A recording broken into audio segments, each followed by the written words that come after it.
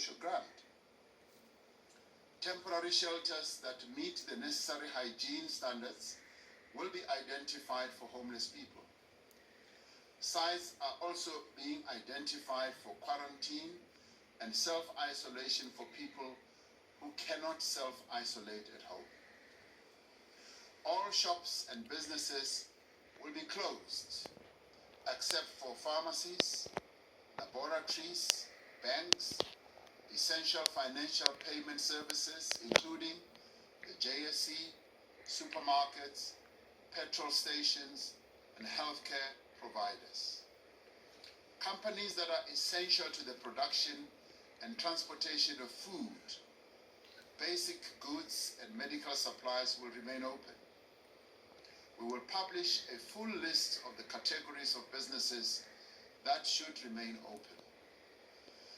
Companies whose operations require continuous processes such as furnaces, underground mine operations will be required to make arrangements for care and maintenance to avoid damage to their continuous operations. Firms that are able to continue their operations remotely should do so. Provision will be made for essential transport services to continue, including transport for essential staff and for patients who need to be managed elsewhere. The nationwide lockdown is necessary to fundamentally disrupt the chain of transmission across society. I have accordingly directed the South African National Defence Force to be deployed to support the South African Police Service in ensuring that the measures we are announcing are implemented.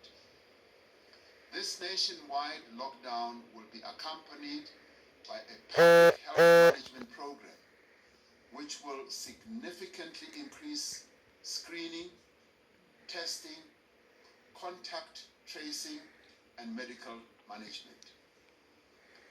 Community health teams will focus on expanding screening and testing where people live, focusing first on high-density and high-risk areas. To ensure that hospitals are not overwhelmed, a system will be put in place for centralized patient management for severe cases and decentralized primary care for mild cases.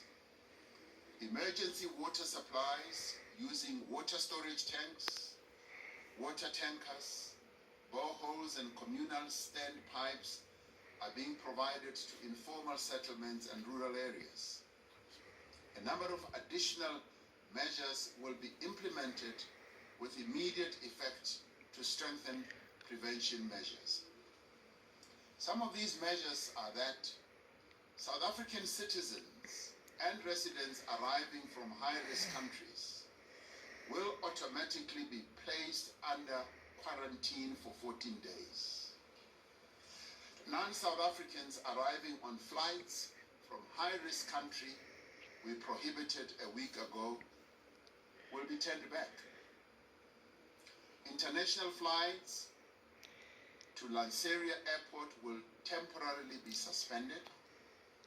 International travelers who arrived in South Africa after 9th March 2020 from high-risk countries will be confined to their hotels until they have completed a 14-day period of quarantine.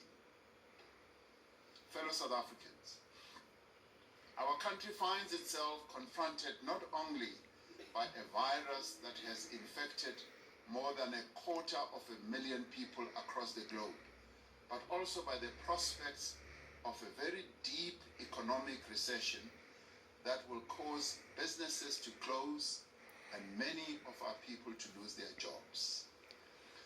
Therefore, as we marshal our every resource and our every energy to fight this epidemic, working together with business, we are putting in place measures to mitigate the economic impact both of this disease and our economic response to it.